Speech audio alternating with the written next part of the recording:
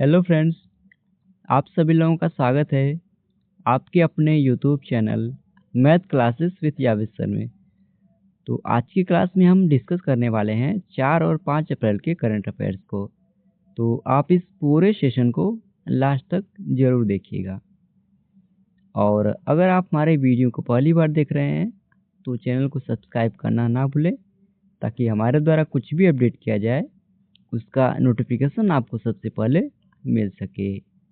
और इस वीडियो का पीडीएफ आपको हमारे टेलीग्राम चैनल पे मिल जाएगा, जिसका लिंक इस वीडियो के डिस्क्रिप्शन में दिया गया है।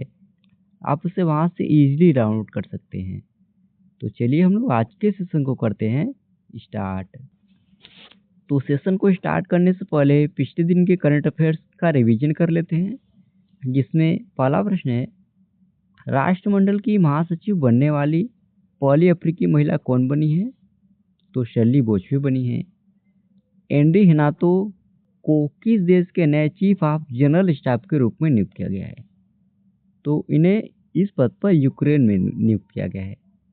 FIS जूनियर पुरुष हॉकी वर्ल्ड कप 2025 की मेजबानी भारत का कौन सा राज्य करेगा? तो इसकी मेजबानी तमिलनाडु राज्य करेगा। गृह मंत्री अमित शाह ने महाराजा अग्रसेन की प्रतिमा का अनावरण कहाँ किया है? तो हरियाणा के हिसार में गृह मंत्री अमित शाह जी ने महाराजा अग्रसेन की प्रतिमा का अनावरण किया। हाल ही में फ्लिपकार्ट के नए CEO के रूप में किसे नामित किया गया है? तो कल्याण कृष्णमूर्ति को नामित किया गया।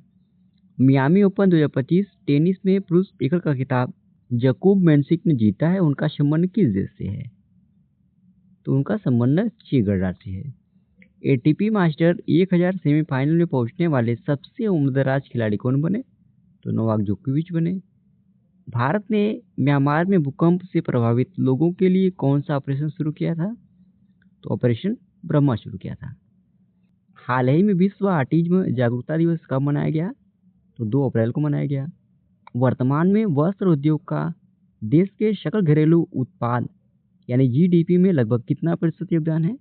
तो लगभग 2.3% योगदान है। अब चलिए हम लोग आज के सेशन को कवर कर लेते हैं, जिसमें आज का पहला प्रश्न है, किसे पेंशन फंड विनियामक और विकास प्राधिकरण का अध्यक्ष नियुक्त किया गया है? तो इस पद के लिए शिव सुब्रमण्यम रमन को नियुक्त किया गया, यानी ये ऑप्शन सही हो जाएगा। आइए क्वेश्चन से रिलेटेड इंपॉर्टेंट पॉइंट कवर कर लेते हैं। तो भारत सरकार ने वर्तमान उप नियंत्रक एवं महालेखा परीक्षक शिव सुब्रमण्यम रमन को पेंशन फंड विनियामक और विकास प्राधिकरण का अध्यक्ष नियुक्त किया है। शिव सुब्रमण्यम रमन यह वर्तमान अध्यक्ष दीपक मोहंती की जगह लेंगे, जिनका कार्यकाल मई 2025 को समाप्त हो रहा है। अब शिव सुब्रमण्यम रमन की बात करें तो यह भारतीय लेखा परीक्षा एवं लेखा सेवा के 1991 बैच के अधिकारी हैं। वे 2021 से 2024 तक भारतीय लघु उद्योग विकास बैंक के अध्यक्ष और प्रबंध निदेशक थे। वे नेशनल ई इन्वेस्टमेंट लिमिटेड के MD और CEO भी रह चुके हैं। अब PFRDA के बारे में भी जान लेते हैं। तो जिसका पूरा नाम फ्रेंड्स पेंशन फंड विनियामक और विकास प्राधिकरण है। इसकी स्थापना सन 2003 में हुई थी और इसे 19 सितंबर सन 2013 को राष्ट्रपति की सहमति से एक अस्थायी अधिनियम के रूप में स्थापित किया गया था। इसके अध्यक्ष की बात करें तो दीपक मोहंती वर्तमान में इसके अध्यक्ष हैं। और यह संगठन फ्रेंड्स सेबी, RBI, IBBI और IRDA जैसे अन्य वित्तीय विनियामकों के समान है। इस पॉइंट को भी आप लोग नोट कर लेंगे। तो भारत सरकार ने पेंशन फंड विनियामक और विकास प्राधिकरण का अध्यक्ष किसे नियुक्त किया है? तो शिव सुब्रमण्यम रमन को नियुक्त किया है। और यह किसका स्थान लेंगे? तो दीपक मोहंती का स्थान लेंगे, जिनका कार्यकाल मई 2025 को समाप्त हो रहा है। अच्छा, हम लोग 2025 की कुछ महत्वपूर्ण नियुक्तियों का रिवीजन कर लेते हैं। तो प्रधानमंत्री नरेंद्र मोदी के निजी सचिव के रूप में निधि कर को नियुक्त किया गया। भारतीय बैंक संघ का अध्यक्ष चल्ला श्रीनिवासन शेट्टी बने। भारतीय बैंक संघ के नए मुख्य कार्यकारी अतुल कुमार गोयल बने। होंडा कार्स इंडिया के नए अध्यक्ष और CE काशाकी नाकाजीमा बने। पहली महिला विधि सचिव अंजू राठी राणा बनी। हिंदुस्तान पेट्रोलियम कॉर्पोरेशन लिमिटेड का नया अध्यक्ष और प्रबंध निदेशक विकास कौशल को नियुक्त किया गया।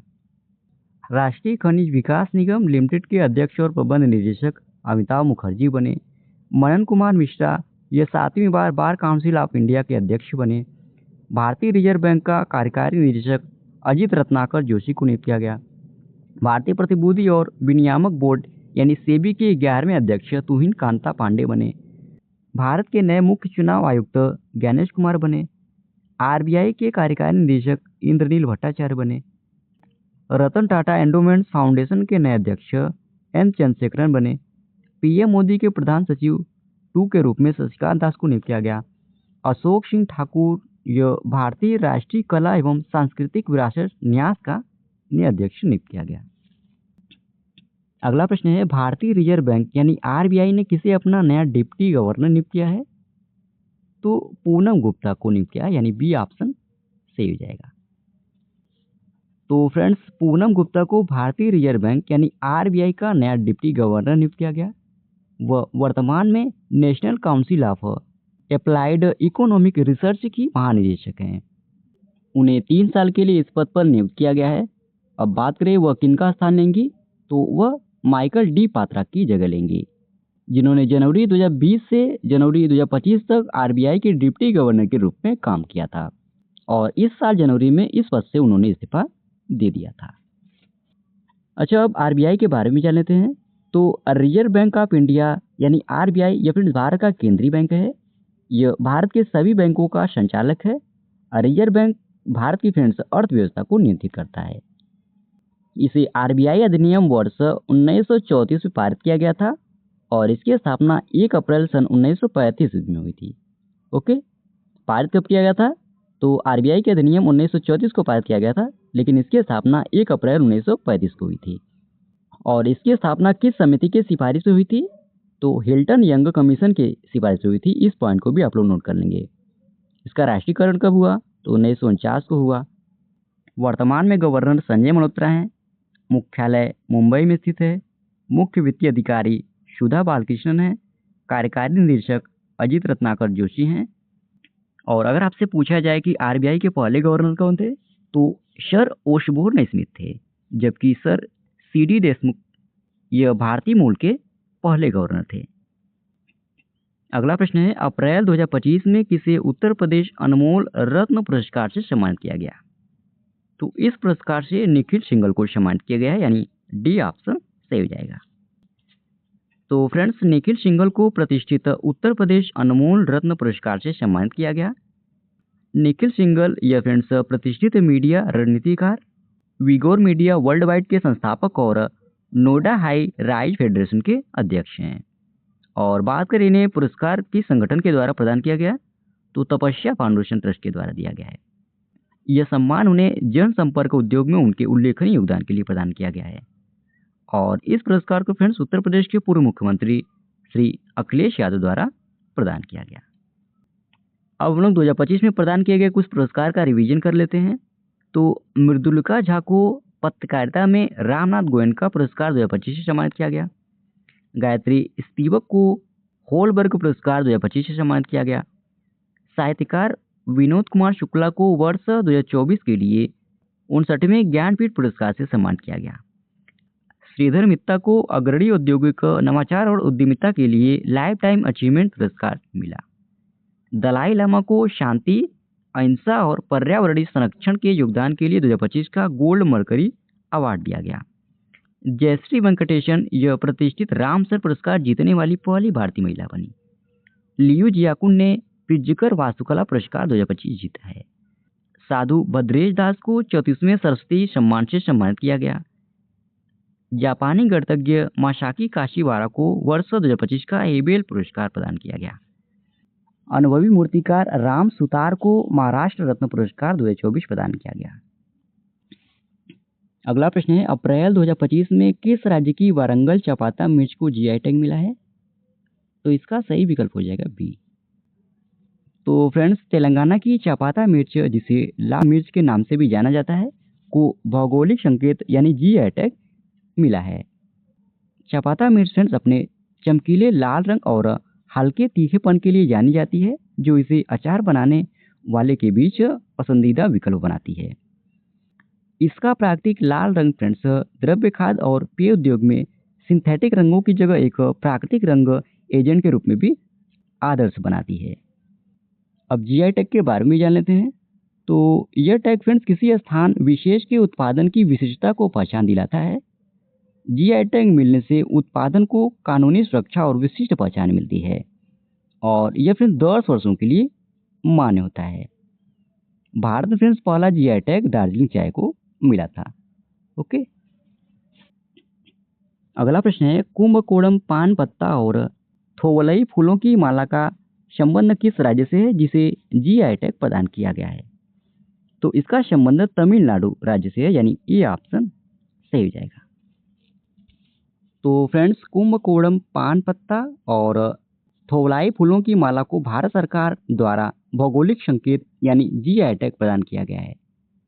इससे अब फ्रेंड्स तमिलनाडु में जीआई टैग उत्पादों की संख्या 62 हो गई है। यह मान्यता इन उत्पादों की विशिष्टता को बनाए रखने, व्यावसायिक लाभ सुनिश्चित करने और अन्य नामों की तरह इनकी नकल को कम करने के लिए दी जाती है। इन दोनों नामों को आप लोगों को बस याद रखना है कि कुंभकोणम पान पत्ता और थोवलाई फूलों की माला जो तमिलनाडु राज्य से है, इसे भारत सरकार द्वारा भौगोलिक संकेत यानी जीआई टैग प्रदान किया गया है। ओके, अच्छा अब लोग वर्ष 2024 में जितने भी जीआई टैग अदर राज्यों में प्रदान किए गए उसको डिस्कस कर लेते हैं। तो घरचोला को जीआई टैग प्रदान किया गया, यह गुजरात से है।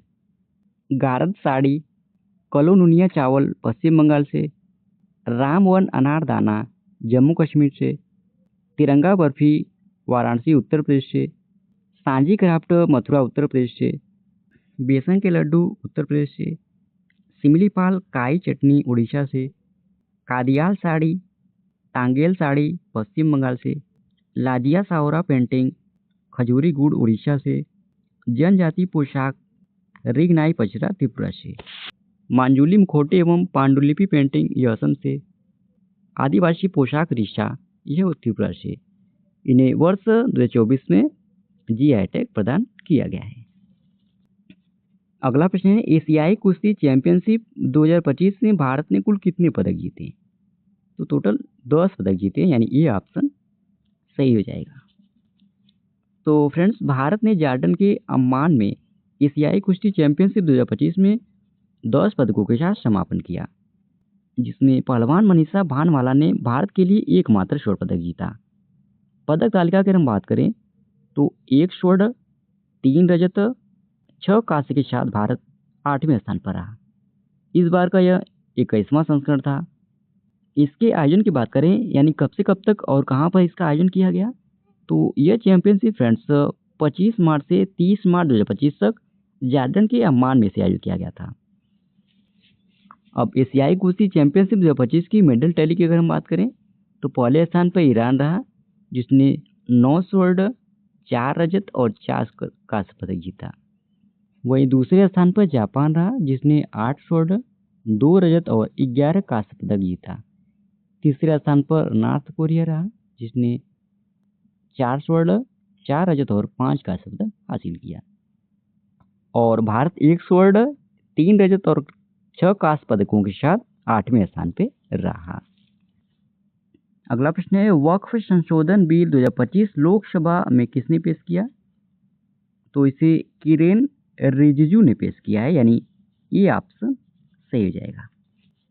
तो फ्रेंड्स अल्पसंख्यक मामलों के मंत्री किरेन रिजिजू ने 2 अप्रैल 2025 को वक्फ संशोधन बिल 2025 को लोकसभा में पेश किया है। बिल के जरिए फ्रेंड्स वक्फ बोर्ड की संपत्तियों को कानूनी दायरे में लाए जाने का प्रस्ताव है। इसके उद्देश्य की अगर हम बात करें तो मुसलमान वक्फ अधिनियम 1923 और वक्फ अधिनियम 1995 के अंदर संशोधन करना है। अच्छा अब वक्फ क्या है इसको भी हम लोग जान लेते हैं। तो वक्फ फ्रेंड्स अरबी भाषा का शब्द है जिसका अर्थ खुदा के नाम पर अर्पित वस्तु या परोपकार के लिए दिया गया धन होता है। इसमें फ्रेंड्स आमतौर पर मुस्लिम धार्मिक या धर्मार्थ उद्देश्यों के लिए एक इमारत, भूमि का खंड या अन्य संपत्ति दान करना शामिल होता है। इसमें चल और अचल संपत्तियों को शामिल किया जाता है। अब चल और अचल संपत्ति क्या है फ्रेंड्स?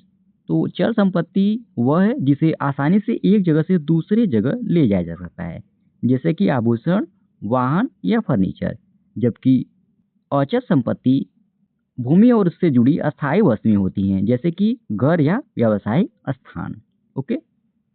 और कोई भी मुसलमान फ्रेंड्स वक्फ को अपनी संपत्ति को दान कर सकता है। अगला प्रश्न है, हिंदी रंगमंच दिवस कब मनाया जाता है? तो यह दिवस 3 अप्रैल को मनाया जाता है, यानी ये ऑप्शन सही हो जाएगा। तो फ्रेंड्स, हर साल 3 अप्रैल को हिंदी रंगमंच दिवस या हिंदी थिएटर डे मनाया जाता है।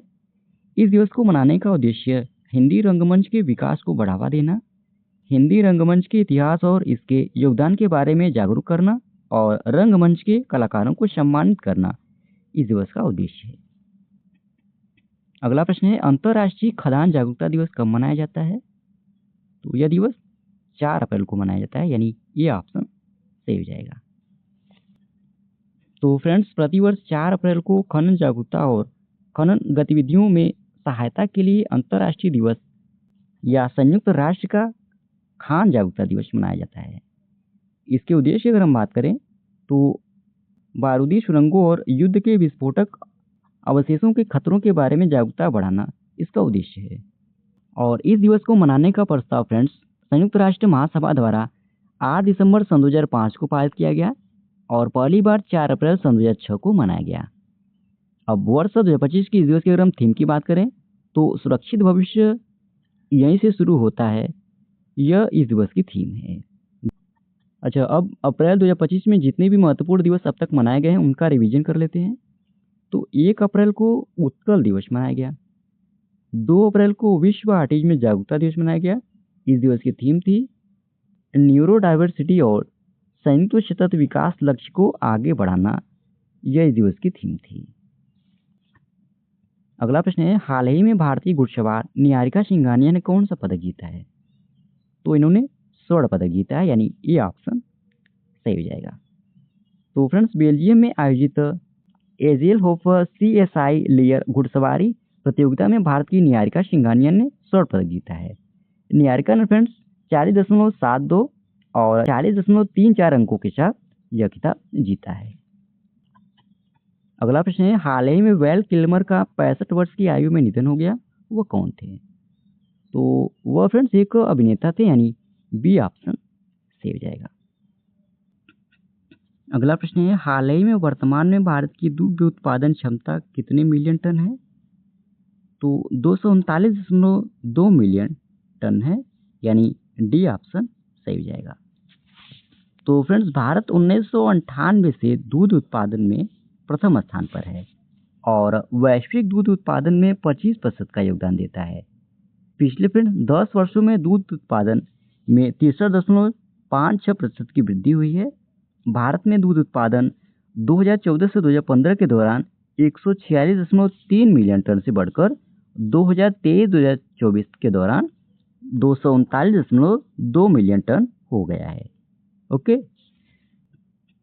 अगला प्रश्न है, हाल ही में कटरा से कश्मीर के लिए वंदे भारत एक्सप्रेस सप्लाई कब से शुरू होगी?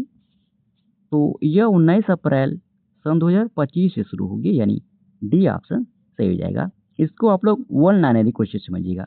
ओके, बस इतना जानते रहिए कि कटरा से कश्मीर के लिए वंदे भारत एक्सप्रेस यह 19 अप्रैल सन 2025 से शुरू होगी। तो फ्रेंड्स, इसी प्रश्न के साथ ही ये आज का हमारा डेली करंट अफेयर्स का सेशन समाप्त होता है। आशा करते हैं आज का आपको सेशन अच्छा लगा होगा और इस वीडियो का PDF आपको हमारे टेलीग्राम चैनल पे मिल जाएगा, जिसका लिंक इस वीडियो के डिस्क्रिप्शन में दिया गया है। आप उसे वहां से इजीली डाउनलोड कर सकते हैं। और अगर आप हमारे वीडियो को पहली बार देख रहे हैं तो चैनल को सब्सक्राइब करना ना भूलें, ताकि हमारे द्वारा कुछ भी अपडेट किया जाए उसका नोटिफिकेशन आपको सबसे पहले मिल सके। और वीडियो में लास्ट तक बने रहने के लिए धन्यवाद। आज के लिए इतना ही। जय हिंद, वंदे मातरम।